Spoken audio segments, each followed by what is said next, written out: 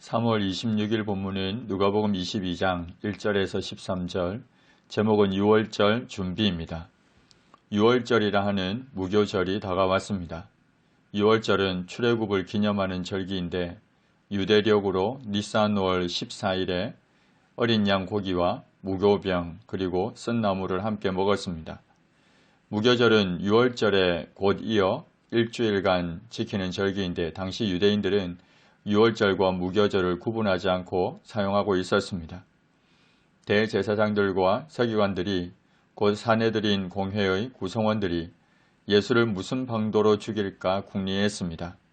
그러나 미뇨가 날까봐 백성을 두려워해서 6월절에는 죽이지 말자고 했습니다. 그러나 어린 양이 되신 예수님은 6월절 양 잡는 날 니산월 13일에 죽임을 당하십니다.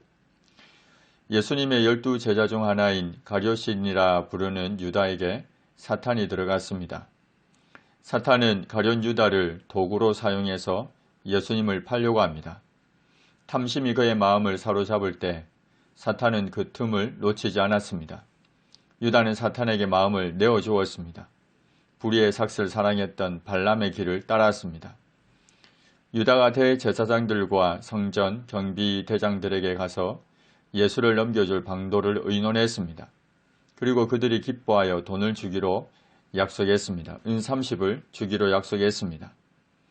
그러자 유다는 허락하고 예수를 무리가 없을 때에 넘겨줄 기회를 찾았습니다. 6월절 양을 잡을 무교절 날이 이르렀습니다. 6월절 양은 6월절 하루 전 니산월 13일에 잡았습니다. 고난주간 화요일에서 이제 목요일로 이어집니다. 복음서에서 수요일의 사역은 모두 생략했습니다. 예수께서 베드로와 요한을 보내시면서 가서 우리를 위하여 6월절을 준비하여 우리로 먹게 하라고 하셨습니다. 주님은 제자들과 6월절 음식을 먹고자 하셨습니다. 6월절에 6월절 음식을 먹어야 하는데 예수님과 제자들은 하루 전날 6월절 식사를 하게 됩니다. 베드로 요한이 어디서 준비하시기를 원하시는지 물었습니다. 당시 예루살렘에는 6월절을 지키기 위해 수많은 무리들이 모여들고 있었고 6월절 만찬을 할 장소를 찾는 것은 쉬운 일이 아니었습니다.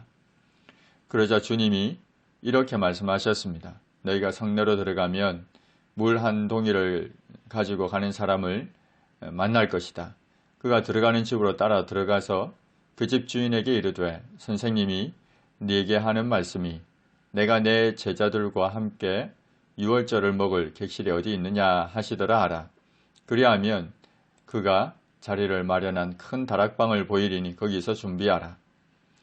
그들이 나가 그 하신 말씀대로 만나 6월절을 준비했습니다. 6월절을 맞이하면서 가룟 유다는 불의의 삭슬 사랑하여 예수님을 배반하고 팔려고 기회를 엿보고 있습니다. 반면 베드로와 요한은 주님이 말씀하신 대로 6월절 식사 자리를 준비하고 있습니다. 그들에게 가장 중요한 절기를 맞이하면서 준비하는 마음은 전혀 다릅니다. 가득한 탐심으로 기회를 엿보는 자가 있는가 하면 쉽지 않은 일이지만 말씀에 따라 행하는 자가 있습니다. 가정에서나 교회에서 혹은 직장에서 중요한 행사를 할 때도 어쩌면 이 두 부류가 있을 수 있습니다. 이 행사를 통해 사적인 이익을 보려고 엿보는 자가 있을 수 있습니다. 반면 이 행사를 위해 쉽지 않은 일을 감당해내는 자가 있습니다. 어떤 마음으로 어떤 태도로 준비해야 할지 다시 생각하게 됩니다. 그리고 이것은 어떤 행사의 문제만이 아니라 우리 신앙의 문제이기도 합니다. 하나님 탐심이 가득하면 불의의 삭슬 사랑하면 사탄이 그 틈을 놓치지 않고 우리 마음에 들어와 우리가 악한 일을 하게 됩니다. 무릇 지킬 만한 것보다 우리 마음을 지키게 하옵소서. 쉽지 않은 일이라 하더라도 주님 말씀에 따라 행할 믿음을 주옵소서.